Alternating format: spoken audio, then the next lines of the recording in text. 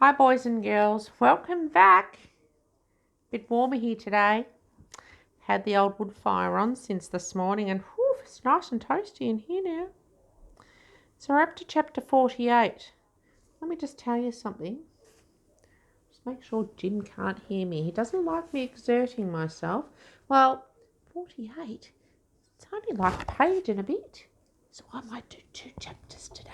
Shh, don't tell him. So chapter 48 is Inferno. Get my bookmark ready. Oh, goodness me. Here we are. To escape the flames, Jack backed down the corridor. He reached Grandpa and Mrs. Trifle. Together, the three hurried away from the fire.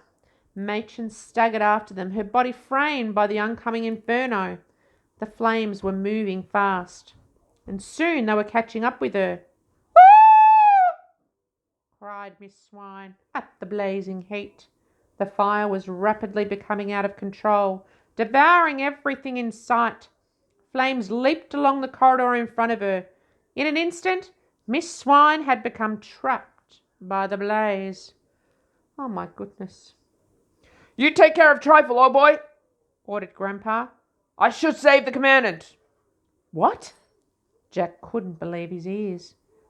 They may be my enemy, but as an officer and a gentleman, it's a matter of honour. I must try and save the Commandant. Oh, he's a good man, that Grandpa, isn't he? With that, the old man shielded his face from the flames with his arm and walked bravely towards Miss Swine. "Commandant," he said, "give me your hand." He stretched out his arm through the flames. Miss Swine reached out her hand to meet his.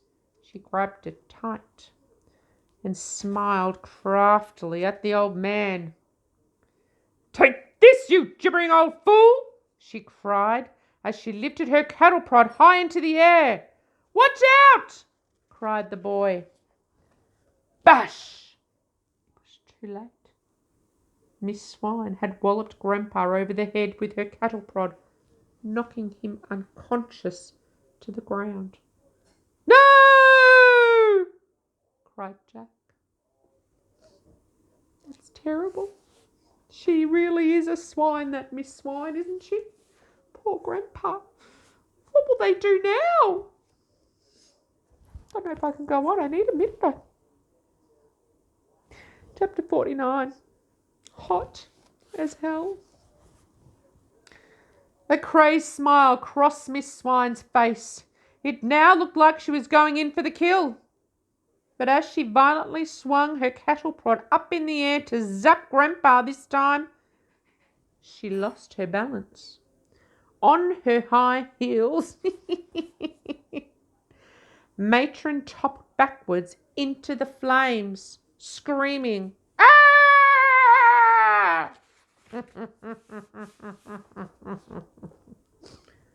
Shouldn't laugh at somebody else's misfortune, should I, girls and boys?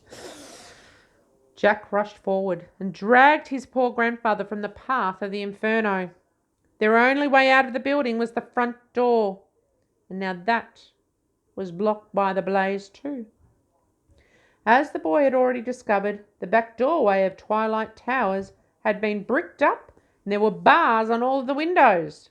The place was a death trap. Definitely was like a prison, wasn't it, boys and girls? Thick black smoke was now billowing along the corridor. It was rapidly becoming as hot as hell. Jack took a deep breath. He needed to find some way out of Twilight Towers, and fast. Now, he had 2 elderly people in his care. His grandfather, who had been knocked out, and a posh old lady who was rapidly getting in on his nerves. Holding Grandpa's ankles under his arms, he pulled him to where Miss Trifle was waiting, a safe distance from the flames. "Well, I must say," began the old lady, "this place has really gone off." "Will you help me?" pleaded the boy. "Take a leg." For once, Mrs. Trifle did what she was told. "May I inquire as to where we are going?" Anywhere away from the fire, yelled the boy. Together they dragged the old man along the corridor and up the huge flights of stairs. It was hard going, and poor Grandpa's head bumped on each step. Bump, bump, bump, Oh, oh, oh, he murmured at regular intervals. It's a good sign. The upside was it was the waking the old man up, and by the time they'd reached the first floor, he had opened his eyes again. Are you all right, sir? Asked the boy as he bent down over him. Yes, just a nasty bump on my head. Next time I try and save the commandant, please stop me. Will do, sir, replied Jack, taking off his nurse's uniform to reveal his own clothes underneath. Excuse me, said Mrs. Trifle, tapping the boy on the shoulder. How do you propose we get out of this dreadful place? I don't know yet, snapped the boy. In his mind, he flicked through all the rooms in Twilight Towers he had seen when he had first climbed up the drain pipe a few nights ago. Suddenly, Jack had an idea so crazy that it might just work. Sir, do you still have the roller skates I gave you the other night? He said. Yes, replied Grandpa quizzically as he rose to his feet, ripping off his own nurse's uniform. Can you get them? Asked the boy urgently. Yes, of course. They're in my dormitory. I hid them in my mattress. Then grab them right away, sir, and the string. And you know where that the commandant's office is? Of course, squadron leader. There's some top secret documents piled up on the desk. Take everything in sight. Then meet us in the room at the end of this landing, Jack said, pointing to it. Roger that. As Grandpa dashed off down the landing, Mrs. Trifle looked at the boy in astonishment. Child, this isn't the time to go skate. It was as if she was about to say skateboarding and only realised she had gone wrong mind. Roller skating, corrected the boy. That's what I said, harumphed the lady. No, I have a better idea. Follow me. Jack ushered Miss Trifle along the landing to the last door at the end. Just as the boy had remembered, this was the spookiest room of all in Twilight Towers.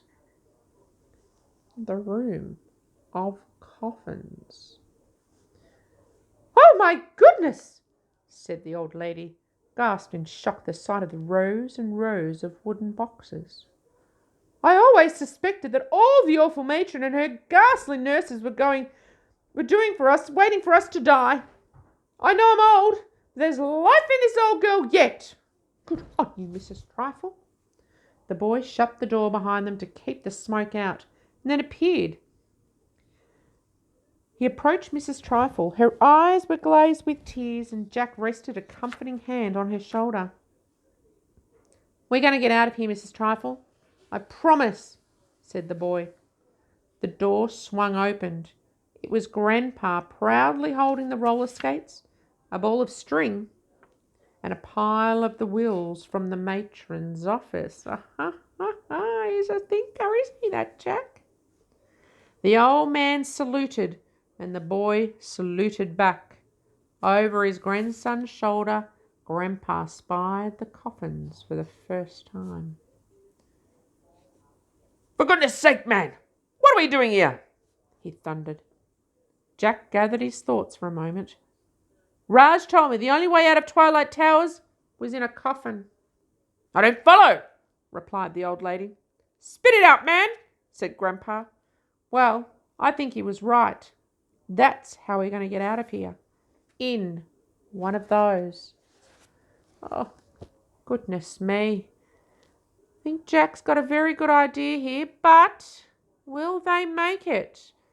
Will the commandant come and get them? Will the other nurses find out what they're doing and spoil their plan? Till next time, boys and girls. See you later. Jimmy? We're ready. Bye.